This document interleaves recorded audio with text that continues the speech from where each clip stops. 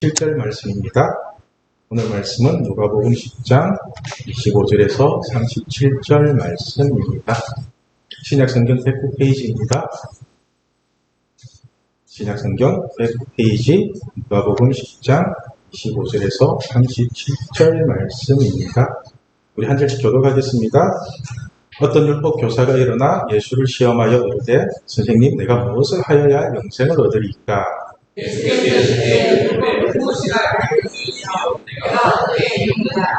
대답하여 이르되 내 마음을 다하며 목숨을 다하며 힘을 다하며 뜻을 다하여 주 너희 하나님을 사랑하고 또한 내 이웃을 내 자신같이 사랑하라 하였나이다.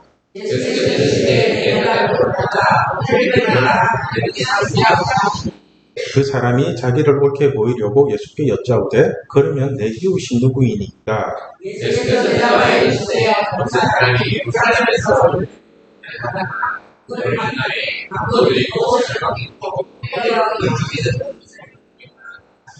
마침 한 제사장이 그 길로 내려가다가 그를 보고 피하여 지나가고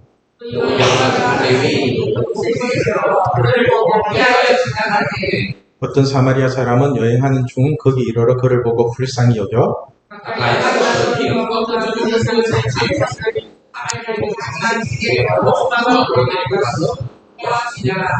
그 이튿날 그가 주막 주인에게 데나리온 2를 내어주며 이르되 이 사람을 돌봐주라. 비용이 더 들면 내가 돌아올 때에 갚으리라 하였으니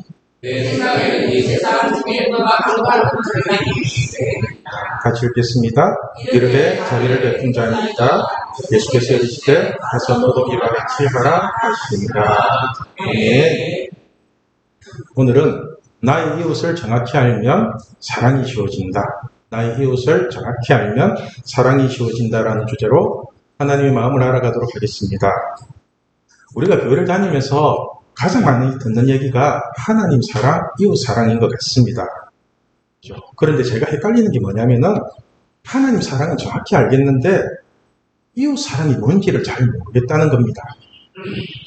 제가 신학대학원을 다닐 때 우리 동기들이나 교수님께 우리의 이웃이 누구냐고 물어보면은 대부분이 하는 말이 전 세계의 모든 사람이 이웃이라고 얘기를 합니다.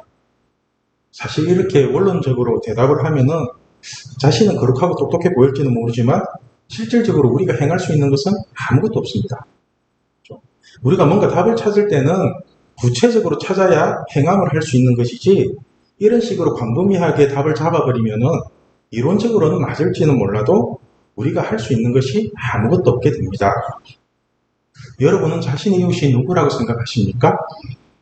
그렇죠? 전 세계를 전쟁의 공포로 몰아넣고 곡물이나 가스값, 모든 물가가 인상 원인을 제공하는 러시아 대통령이 우리의 이웃인가요?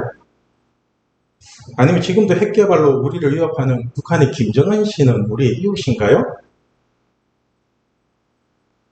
그럼 JMS 같은 이단이나 신천지는 우리의 이웃인가요? 신천지가 우리 이웃이면은 우리 교회에 지금 신천지 출입금지라고 붙어 있는데 그건 뭐죠? 그죠? 제가 한 3년 전에 성경 전체를 단기간에 한번 살펴보기 위해서 서울에서 진행하는 성경 통독 집회에 3박 4일간 참석한 적이 있습니다. 그때 저와 같은 방을 사용한 목사님이 계셨는데요. 그분과 이제 이런저런 얘기를 나누는 중에 그 목사님께 문자 한 통이 오는 거예요. 그리고는 그 목사님이 그 문자를 보는 순간에 얼굴색이 변하시면서 굉장히 심각하게 되는 거예요. 그래서 제가 왜 그러시냐고 여쭤보니까 그분이 2달 전에 새로 등록한 교인이 한 분 계시는데 그분이 성범죄자라는 통보를 받았답니다. 그날 그것도 미성년자 성폭행과 강제추행으로 징역 6년을 복역하고 출소한 지 딱 2달 된 사람이라는 거예요. 그러니까 이 사람은 출소하자마자 그 교회에 등록을 해서 예수님을 믿는 것처럼 교회를 다닌 것입니다. 그래서 제가 그 목사님께 여쭤봤죠. 중고등부 애들도 많고 어린 애들도 많은데 어떻게 이분을 어떻게 하실 거냐고. 그때 그 목사님이 이렇게 대답을 하시더라고요. 그래도 이웃인데 어떻게 해야 될지 모르겠다고. 여러분, 이런 성범죄자가 우리의 이웃인가요? 이런 사람을 예수님은 내 이웃을 내 자신같이 사랑하라고 말씀하신 것 같아요? 그러면은 마귀는 우리의 이웃인가요? 마귀는 요즘 신학교 분위기를 보면요, 까딱하면은 마귀도 우리의 이웃이 될 것 같은 분위기입니다. 한 번은 신동 수업에 그 교수님께서 이런 말씀을 하시는 겁니다. 하나님은 전지전능하시기 때문에 절에서 연구를 하는 스님도 구원을 해서 천국으로 데리고 갈 수 있다는 거예요. 이론적으로 풀면 이게 틀린 말은 아니죠. 그죠? 전지전능하신 하나님이 못하실 게 뭐가 있어요. 그래서 제가 교수님께 되물었죠.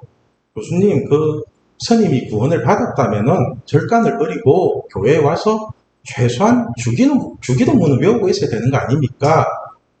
이렇게 물으니까 교수님이 대답을 안 하시는 거예요. 사실 포용주의가 이러한 논리입니다. 좋은 게 아니냐는 식으로 하나님이 사랑인데 다 사랑으로 품고 천국 가자는 겁니다.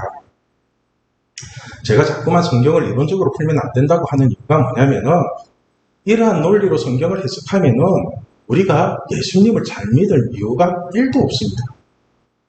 예수님이 알아서 우리를 다 천국으로 데리고 갈 것 같으면은 우리가 뭐하러 주일에 이렇게 모여서 예배를 드리고 있겠습니까? 그죠? 그냥 집에서 뒹굴뒹굴하고 있는 게 훨씬 낫죠. 그래도 다 구원해 주실 수 있는 분인데. 공산주의도 이론적으로 풀면은 최고의 정책이잖아요? 그죠? 차별이 없이 완전한 평등을 추구하자는 게 공산주의잖아요? 그런데 그 실상을 보면 그렇던가요?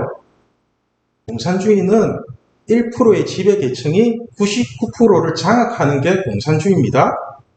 분명히 그 구조가 나오게 되어 있습니다. 마찬가지로 우리가 성경을 정확하게 풀지 않으면은 이론과 실상이 따로 노는 혼란스러운 상황에 빠지게 된다는 것입니다. 오늘은 나의 이웃이 누구인지에 대해서 한번 풀어보려고 하는데요. 여러분은 저의 이웃일까요? 그럼 저는 여러분의 이웃인가요? 어때요? 제가 보기에는 이렇게 멀쩡해 보여도 만약에 제가 선한 목자가 아니라 하나님을 이용해서 여러분들을 등쳐먹는 싹군이라면 어떻게 하실 거예요? 그래도 이웃인가요? 우리가 하나님을 사랑하고 이웃을 사랑해야 되는데 도대체 나의 이웃은 누구인지 여러분들은 궁금하지 않으세요? 궁금해요? 네. 궁금하면 500원. 여기 동간에 우리 중고등부하면 전혀 안 통합니다. 오늘은 제가 깨달은 나의 이웃이 누구인지를 한번 풀어보겠습니다. 원래 자기 이웃은 자기가 찾아야 되는데 오늘은 이 친절한 전도사가 찾아드리겠습니다. 여러분들은 오늘 복 받으신 겁니다. 네. 오늘 말씀은 비유를 통해서 우리의 이웃이 누구인지를 정확하게 설명하고 있습니다. 비유를 풀 때는 누가 누구에게 했는지 그리고 이 비유를 예수님께서 왜 하셨는지가 중요합니다. 우리도 흔히 친구들이나 사람들과 이야기를 할 때 비유를 사용하거나 예를 들어서 이야기할 때가 많이 있잖아요. 그렇죠? 여러분들은 어떨 때 주로 비유를 사용하시나요? 어떨 때? 아마 대부분은 상대방이 말을 잘 못 알아듣거나 아니면은 너무 대놓고 말하기에는 부담스러울 때 그때 은근슬쩍 비유를 사용하잖아요. 오늘 본문도 어떤 율법 교사가 예수님께 다가옵니다. 그리고는 예수님께 내가 무엇을 하여야 영생을 얻으리까? 라고 묻습니다. 그런데 묻는 이유가 영생을 얻기 위해서가 아닙니다. 묻기는 영생에 대해서 질문을 하는데 실상은 예수님을 시험하려고 묻는 것입니다. 우리 25절 말씀 같이 읽겠습니다. 어떤 율법 교사가 일어나 예수를 시험하여 이르되 선생님, 내가 무엇을 하여야 영생을 얻으리까? 그렇죠? 여러분, 유대인으로서 율법 교사 정도가 되면은 영생이 무엇인지를 가르쳐야 될 수준의 사람입니다. 그런데 이 사람이 예수님께 영생에 대해 묻는다는 것은 뭔가 다른 이유가 있다는 것입니다. 쉽게 말해서 이 예수라는 사람이 영생에 대해서 뭐라고 대답하는지 한번 들어보자는 거예요. 그 대답을 듣고 나서 꼬투리를 잡아보겠다는 속셈이 숨겨져 있습니다. 우리도 일상생활에서 한 번씩 이런 식으로 대화를 할 때가 있지 않습니까? 이 말을 하면은 상대방이 어떻게 나오는지 한번 보자는 식으로 떠보는 말들이 있을 것입니다. 이렇게 예수님을 시험하려고 묻는 율법 교사에게 예수님은 정답을 말하는 것이 아니라 너는 어떻게 알고 있는지를 되물으십니다. 26절 말씀을 보면은 예수께서 이르시되 율법에 무엇이라 기록되었으며 내가 어떻게 읽느냐. 우리 예수님은 율법 교사의 생각과 마음을 꿰뚫어 보고 계시는 것 같습니다. 이 말씀도 직설적으로 표현을 하면은 네가 몰라서 나한테 묻는 거니? 이런 뜻이 숨겨져 있거든요. 네가 진짜 몰라서 나한테 묻는 거니? 그죠? 저는 항상 말씀을 읽을 때마다 느끼는 거지만은 항상 예수님의 질문 속에는 우리의 마음과 생각을 되돌아보게 만듭니다. 우리는 예수님께 나올 때 믿음으로 나오는 것이 아니라 이 율법 교사처럼 온갖 의심과 의문을 가지고 예수님을 시험하려고 나오는 것 같습니다. 이런 우리에게 예수님은 항상 하시는 말씀이 너가 알잖아. 너가 어떤 생각과 어떤 마음을 가지고 나를 따르는지 너가 잘 알고 있지 않니? 이렇게 되물으시는 것 같아요. 여러분들도 기도할 때 하나님을 만나기 위해서 기도를 하는지 아니면은 자신의 욕심을 채우기 위해서 기도하는지 여러분 본인이 아시잖아요. 어떤 기도를 하고 있는지. 그죠? 아무튼 이렇게 되물으시는 예수님께 대답하는 율법 교사의 대답이 글짝입니다. 우리 27절 말씀 같이 읽겠습니다. 대답하여 이르되 내 마음을 다하며 목숨을 다하며 힘을 다하며 뜻을 다하여 주 너희 하나님을 사랑하고 또한 내 이웃을 내 자신같이 사랑하라 하였나이다. 아멘. 참 신기하죠? 그죠? 예수님께 무엇을 하여야 영생을 얻을 수 있냐고 물으러 온 율법교사가 그 물음에 대한 대답을 자기가 다 하고 있습니다. 지가 다 하잖아요. 그러니까 율법교사는 답을 몰라서 예수님께 찾아온 것이 아니라 예수님을 시험하려고 온 것이라는 것을 정확하게 알 수 있습니다.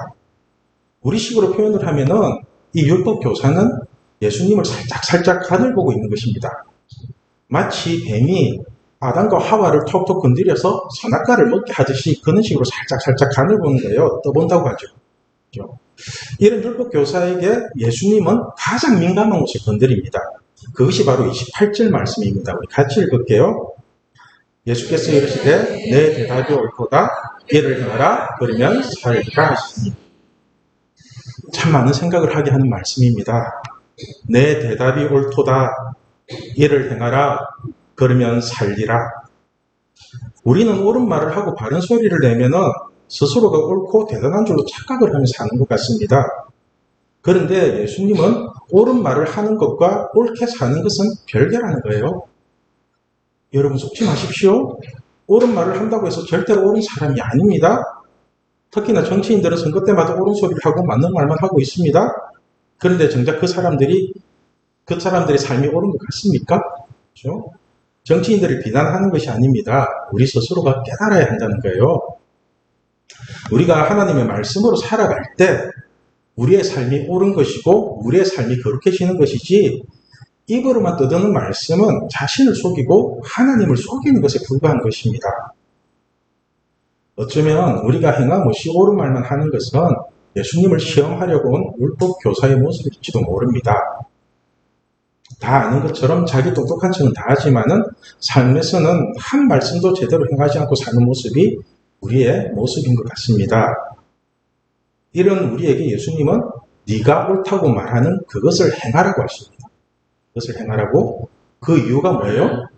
그 이유가 그래야지만이 우리가 진정으로 살아나기 때문에 그렇습니다. 하나님은 우리를 살리기 위해서 그렇게 행하라고 하는 거예요. 내 대답이 옳도다 이를 행하라 그러면 살리라. 그러니까 우리가 옳다고 말하는 그것을 우리가 행할 때 우리가 말씀과 함께 살아날 수 있다는 거예요. 우리는 성경 말씀이 옳다고 인정은 하지만은 그렇게 살지 못하는 자신을 보면서 초라함을 느낄 때가 많이 있습니다. 마음을 다하고 목숨을 다하고 힘을 다하고 뜻을 다해서 하나님을 사랑하고 싶은데 그게 말처럼 쉽지가 않아요. 진짜 어렵습니다. 더군다나 내 이웃을 내 몸같이 사랑하라는 것은 더욱 힘듭니다. 내가 나를 사랑하는 것도 힘든데 죄인인 우리가 또 다른 죄인을 사랑한다는 것은 절대로 쉬운 일이 아닙니다. 그런데 오늘 본문에 등장하는 율법교사는 정말 용감합니다. 이를 행하라 그러면 살리라 하시는 예수님의 대답을 듣고도 한 번 더 예수님을 시험합니다. 한 번 더. 29절 말씀입니다. 같이 읽을게요. 그 사람이 자기를 옳게 보이려고 예수께 여짜오되 그러면 내 이웃이 누구니까? 자, 여러분, 이 율법교사가 그러면 내 이웃이 누구냐고 예수님께 되묻는 이유가 뭐예요? 왜 물어요? 그것은 자기 자신을 예수님 앞에서 옳게 보이려고 한다는 말입니다. 절대 나의 이웃이 궁금해서 묻는 게 아닙니다. 자기 잘났다고 보이고 싶어서 그렇게 먹는 거예요. 쉽게 말해서 자기는 하나님을 사랑하고 이웃을 사랑하며 잘 살고 있는데 예수 네가 이런 나를 몰라보고 하는 말이라는 뉘앙스가 들어있는 것 같습니다. 그래서 나 좀 알아봐 달라고 그렇게 되묻는 거예요. 이런 식으로 예수님을 시험하고 자기를 옳게 보이려고 하는 율법 교사에게 하신 비유가 바로 선한 사마리아인의 비유입니다. 그러니까 이 선한 사마리아인의 비유는 율법 교사가 예수님의 말씀을 제대로 들으려고 하지 않고 꽈배기처럼 꽈서 계속 비비 꽈서 들으니까 예수님이 비유를 통해서 율법 교사를 깨닫게 하시려는 거예요. 비유의 내용은 간단합니다. 어떤 사람이 예루살렘에서 여리고로 내려가다가 강도를 만납니다. 강도들이 그 사람이 가진 것을 모조리 빼앗고 반쯤 두들겨 패서 죽여놓고 갑니다. 마침 한 제사장이 지금 정도 한 목사님 정도 되겠죠? 그런 분이 그 길로 내려가다가 강도 만난 사람을 보고는 피해서 지나갑니다. 그리고 또 레위인도 그 사람을 보고는 피해서 지나갑니다. 그런데 길을 가던 어떤 사마리아 사람은 그 강도 만난 사람을 보고는 불쌍히 여겨서 자신의 기름과 포도주를 상처에 붓고 주막으로 데리고 갑니다. 그리고는 이튿날까지 병간호를 하고서는 주막 주인에게 돈을 주며 이 사람을 잘 돌봐달라고 하면서 비용이 들면은 돌아올 때 그 비용까지도 내가 다 갚아줄 테니까 돈 걱정하지 말고 이 사람 돌봐주라고 꼭 살려내라고 그렇게 부탁을 하고 가는 것입니다. 비유는 여기까지입니다. 이 비유를 하시고는 예수님께서 그 율법 교사에게 묻습니다. 36절에 내 생각에는 이 세 사람 중에 누가 강도 만난 자의 이웃이 되겠느냐? 그죠? 여러분 이 세 사람 중에 누가 강도 만난 자의 이웃이에요? 누구인 것 같아요? 그죠? 사마리아인이죠? 그죠? 여러분들도 다 아는 것을 율법 교사는 뭐라고 대답하는지 아세요? 우리 37절 말씀 같이 읽겠습니다. 이르되 자비를 베푼 자니이다. 예수께서 이르시되 가서 너도 이와 같이 하라 하시니라. 참, 이 율법 교사도 머리 쓰는 게 보통이 아닙니다. 보통이 아닙니다. 그냥 사마리아 사람입니다 라고 대답하면 될 건데 끝까지 비비고 와서 자비를 베푼 자라고 대답을 합니다. 그러니까 곧 죽어도 이 차는 사마리아 사람보다는 자신이 하나님을 잘 믿고 있다는 거예요. 끝까지 그걸 가지고 있는 겁니다. 이 대답을 들으신 예수님께서 적시하신 말씀이 가서 너도 이와 같이 하라. 가서 너도 이와 같이 하라. 사실 이 비유에 대한 많은 해석들이 있습니다. 그 당시 제사장들과 레위인들은 시체를 만지면 부정해져서 자신들의 율법을 지키기 위해 그럴 수밖에 없다는 해석도 있습니다. 그래서 많은 목사님들이 율법보다는 생명을 더 중요시해야 된다고 결론을 내리곤 합니다. 여러분, 다 엉터리고 핑계입니다. 다 엉터리고 핑계입니다. 우리도 사실 이런저런 핑계를 대면서 하나님 말씀을 외면할 때가 많이 있지 않습니까? 사실 한 남자가 한 여자를 사랑해도 그 여자가 말하는 것은 다 해주고 싶지 않아요? 그죠? 그런데 하나님을 사랑한다고 하면서도 그 말씀에 이런저런 핑계를 대면서 외면한다는 것은 우리가 하나님을 진심으로 사랑하지 않기 때문에 그렇습니다. 다시 말해서 우리가 무슨 핑계를 대더라도 우리가 말씀을 지키지 않는 것은 마음이 없기 때문에 그렇습니다. 마음이 없어서 그래요. 하나님을 진정으로 사랑하는 마음이 없기 때문에 말씀을 지키지 않는 것입니다. 그래서 사람들은 자기 하고 싶은 일은 어떻게든지 다 하면서 하나님이 원하시는 것은 별의별 핑계를 대면서 다 거부를 하고 있습니다. 여러분 스스로가 하나님의 말씀을 거부할 때 자신의 마음을 한번 살펴보십시오. 어떤 핑계를 대면서 거부하고 있는지. 우리가 하나님의 말씀을 거부하는 이유가 무엇인 것 같습니까? 오늘 말씀에 따르면은 불쌍히 여기는 마음이 없어서 그래요. 불쌍히 여기는 마음이 없어서 33절 말씀을 보면은 어떤 사마리아 사람은 여행하는 중 거기 이르러 그를 보고 불쌍히 여겨. 그를 보고 불쌍히 여겨. 팔복에도 불쌍히 여기는 자는 복이 있다고 하는데 우리는 강도 만난 자를 불쌍히 여기게 되면은 내게 손해가 오거나 내게 아무런 이익이 되지 않기 때문에 귀찮아서 외면하는 것입니다. 자신이 대접받고 자신이 돋보이는 일은 어떻게 해서든 하려고 하면서도 자신에게 귀찮고 더욱이 자신에게 경제적인 손해까지 끼치는 일에는 나서고 싶지도 않은 것입니다. 예수님의 시대나 지금이나 사람들은 다 똑같은가 봅니다. 자기에게 손해보는 일은 보고도 못 본 척하며 알고도 모른 척하며 온갖 핑계를 대면서 시치미를 댑니다. 그리고 선한 사마리아인처럼 한 생명이라도 살리기 위해서 어떻게든 해보려는 사람에게 계속해서 시비를 겁니다. 왜 그러고 사냐고, 네가 그렇게 설치고 다니면은 가만히 있는 나는 뭐가 되냐고 하면서 오히려 한 영혼이라도 살리려는 사람을 죽여버리는 것 같습니다. 오늘 사마리아인의 비유에서처럼 우리에게는 이웃이 없는 것 같아요. 이웃이, 내가 강도 만난 자의 이웃이 되어주지도 못하고 또 강도 만난 나를 도와주는 이웃도 없는 것 같습니다. 우리 36절과 37절 말씀 다시 읽겠습니다. 내 생각에는 이 세 사람 중에 누가 강도 만난 자의 이웃이 되겠느냐? 이르되 자비를 베푼 자니이다. 예수께서 이르시되 가서 너도 이와 같이 하라 하시니라. 예수님은 오늘 본문을 통해서 누가 강도 만난 자의 이웃이 되겠냐고 물으십니다. 그리고 자비를 베푼 자라고 대답하는 율법 교사에게 가서 너도 이와 같이 하라고 하십니다.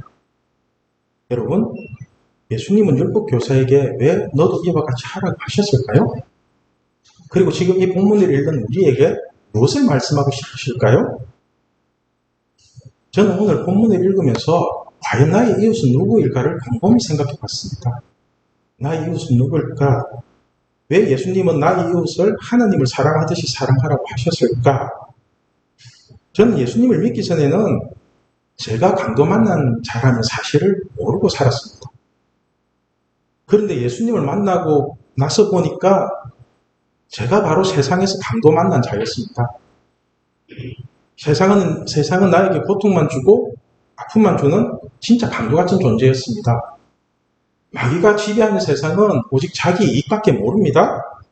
10년을 늦게 만난 저의 친구도 저에게는 고통이었고 아픔이었습니다.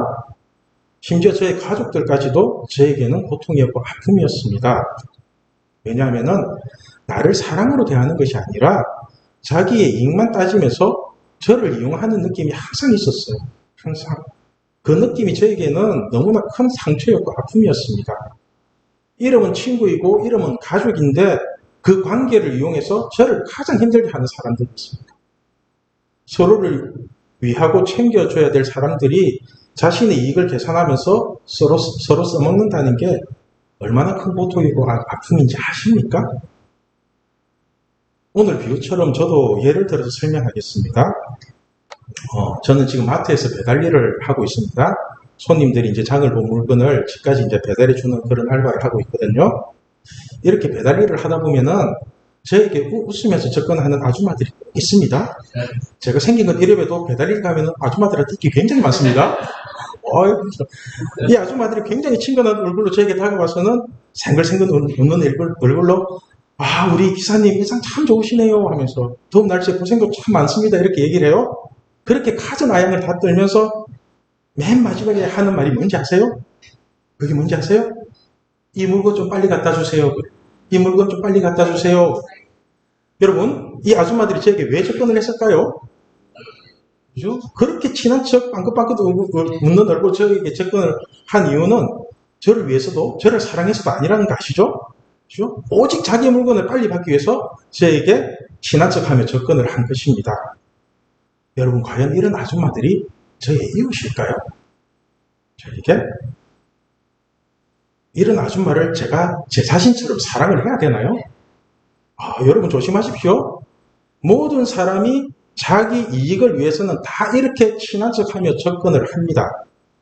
그래서 우리가 나의 이웃이 누구인지를 정확하게 알지 못하면은요, 많은 사람들이 이웃이란 이름으로 찾아와서 여러분들에게 사기만 치고 떠나갈 겁니다.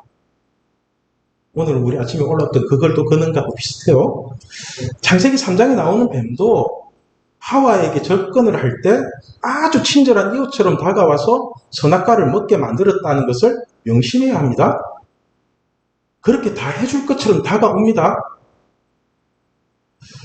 저는 사실 사는 게 너무너무 힘들고 고통스러웠습니다. 내 딴에는 한다고 하는데 되는 게 하나도 없었어요. 세상에서 내 힘으로 열심히 살 때도 뭔가 되는 것 같았는데 뒤돌아보면 다 허물어져 있고 허구한 날 걱정 근심에 사로잡혀서 살았습니다. 저에게 힘든 일이 생기고 세상에서 초라해질 때마다 친구들은 조금씩 저를 멀리 했습니다. 그리고 제가 너무 아프고 고통스러울 때는 가족들마저도 저를 외면했습니다. 제가 진짜로 강도 만난 자의 모습으로 피를 흘리며 쓰러져 있을 때 내 곁에는 아무도 없었습니다. 아무도. 너무 외롭고 초라해서 죽고 싶을 때 그때 저에게 다가와서 기름과 포도주를 부어주시며 저를 밤새도록 치료해 주신 분이 한 분 있었습니다. 그분이 바로 예수님입니다. 그분이 예수님입니다. 예수님은 저에게 아무것도 묻지도 않고 따지지도 않고 그냥 저의 상처를 어루만져 주시며 치료해 주셨습니다. 함께 울어주셨고 제가 다시 살아나길 간절히 기도해 주셨습니다. 그리고 끊임없이 내가 너를 사랑한다. 내가 너 사랑해. 내가 너 진짜 사랑해. 그 말씀을 끊임없이 해주셨어요. 여러분, 강도 만난 저를 치료해 주시고 살려주신 분은 저에게는 예수님 한 분밖에 없습니다. 예수님 한 분밖에 없습니다. 그래서 저의 이웃은 오직 예수님 한 분뿐입니다. 사람들은 내 이웃을 내 몸과 같이 사랑하라고 하면은 내 이웃이 누구인지도 모르면서 그냥 단순하게 모든 사람을 다 사랑해야 되는 것처럼 생각을 하고 있는 것 같습니다. 그리고 또 자신이 그렇게 모든 사람을 사랑할 수 있는 능력이 있다고 착각을 하고 있는 것 같습니다. 그런데 저는 그럴 능력이 없습니다. 저는 나의 유일한 이웃인 예수님 한 분만 사랑하기에도 너무너무 버겁고 힘이 듭니다. 성경에는 이웃 사랑도 있고 형제 사랑도 있고 원수 사랑도 있습니다. 모든 게 다 같은 사랑 아닙니다. 저는 마음을 다하고 목숨을 다하고 힘을 다하고 뜻을 다해서 저의 유일한 이웃인 예수님을 사랑하고 싶습니다. 이것이 먼저입니다. 이것이 먼저입니다. 성경에서는 우선순위가 있고 순서가 있습니다. 우리가 먼저 할 것을 먼저 하게 되면은 예수님이 나에게 맡겨주시는 또 다른 이웃이 보이게 됩니다. 그렇죠? 여러분, 오늘 말씀을 통하여서 우리의 진정한 이웃은 예수님밖에 없다는 사실을 깨달으시길 바랍니다.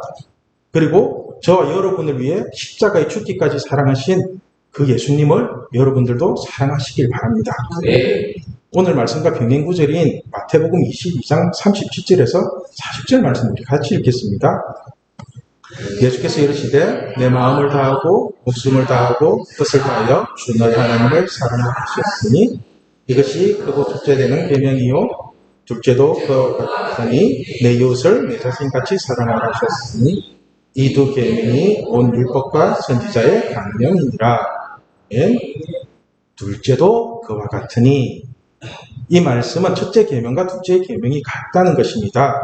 그러니까 마음을 다하고 목숨을 다하고 뜻을 다하여 주 너의 하나님을 사랑하는 것과 똑같이 세상에서 강도 만난 나를 살리려고 나의 이웃으로 오신 예수님을 마음을 다하고 목숨을 다하고 뜻을 다하여 사랑하라는 것입니다. 우리에게 이러한 사랑이 있을 때 예수님께서 맡겨주신 양들을 제대로 양육할 수가 있게 되는 것입니다. 오늘 말씀의 제목이 나의 이웃을 정확히 알면 사랑이 쉬워진다입니다. 여러분의 이웃은 과연 누구입니까? 마음이 찢기고 상한 여러분을 위해 기도해 주시고 보살펴 주시는 분은 누구입니까? 그분이 바로 선한 사마리아인처럼 우리에게 다가오신 예수님이십니다. 오늘 말씀을 통해서 우리에게 깨닫기 원하시는 것은 하나님을 사랑하듯이 똑같이 예수님을 사랑하라는 뜻입니다. 왜냐하면 오직 예수님만이 세상에서 강도 만난 우리의 첫 번째 이웃이기 때문에 그렇습니다. 강도 만난 나를 위해 십자가에 죽으시고 부활하신 유일하신 분, 강도 만난 나를 위해 나를 아버지 하나님께로 이끌어 가시는 유일하신 분, 그분이 바로 예수님이십니다. 저에게는 이 예수님만이 오직 나의 이웃이고 오직 나의 친구이며 오직 나의 전부이십니다. 저는 이 고백이 우리 신앙교회 식구들에게도 있게 되기를 소망합니다.